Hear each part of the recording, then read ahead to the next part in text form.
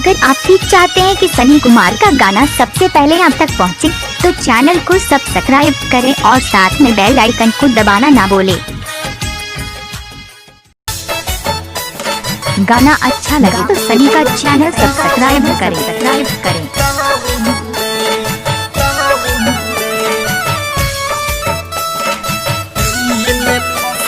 Mix by DJ सनी।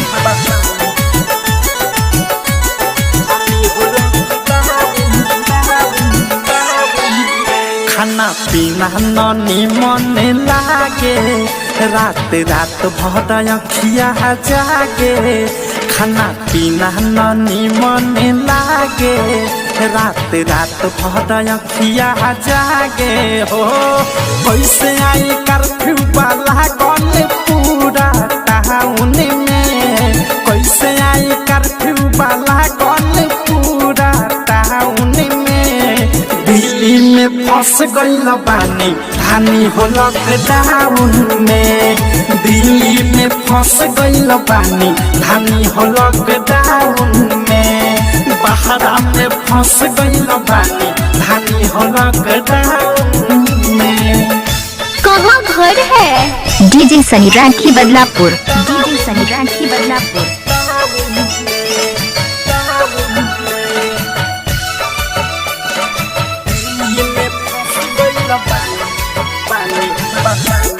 ऐसे ही गाने सुनने के लिए चैनल को सब्सक्राइब करें और बेल आइकन को दबाना ना भूलें और वीडियो को लाइक कर देना। बहरी पे महरी के डरे, कैदी खानी कमरा में रहे के पहरे। निकली ना बहरी पे महरी के डरे, कैदी खानी कमरा में रहे के पहरे। सुतल सुतल हमर मनौ पियाला, घूमेला पुलिस हवा गली मोहल्ला। गली मोहल्ला हो गली मोहल्ला, गली मोहल्ला हो गली मोहल्ला। टहलल माना भइल बाटे बगल के ग्राउंड में, टहलल माना भइल आई लव यू सनी राजा के ग्राउंड में। आई लव यू टू सनी राजा। बानी धानी हो लॉकडाउन में, दिल्ली में फंस गइल बानी धानी हो लॉकडाउन में। बहरा में फंस गइल बानी धानी हो लॉकडाउन में। धानी हो लॉकडाउन में।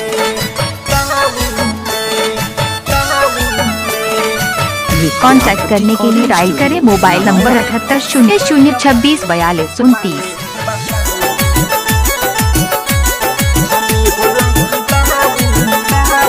क्या नाम है आपका? डीजे सनी।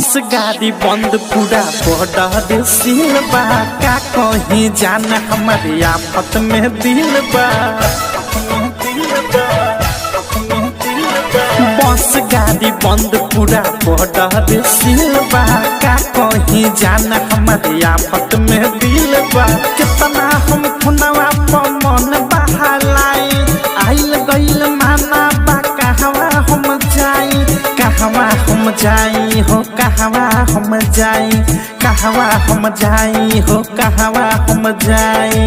मोह से औध से गाना सुने ले कम साउन में, अनुराग नित्या गाना सुने ले कम साउन में।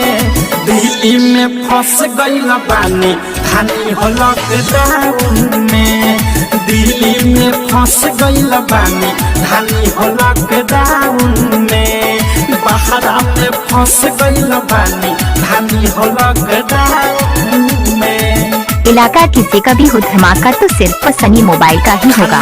पीना ननी मन लागे, रात रात भर अखिया जागे। खाना पीना ननी मन लागे, रात रात भर अखिया जागे। हो कैसे आई कर्फ्यू वाला गल पूरा टाउन में, कैसे आई कर्फ्यू वाला गल पूरा टाउन में। दिल्ली में फंस गइल बानी धानी हो लॉकडाउन में, दिल्ली में फंस गइल बानी धानी हो लॉकडाउन में, बहरा में फंस गइल सही भाई मोबाइल नंबर 7800264229।